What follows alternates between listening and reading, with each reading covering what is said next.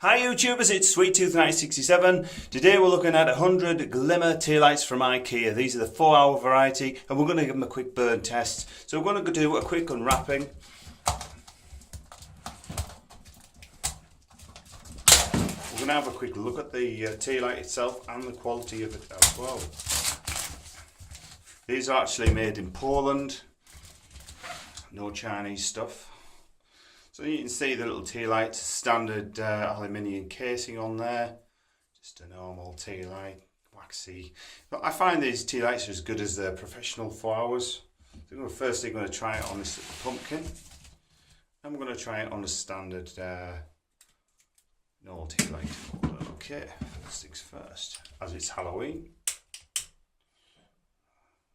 Okay, one.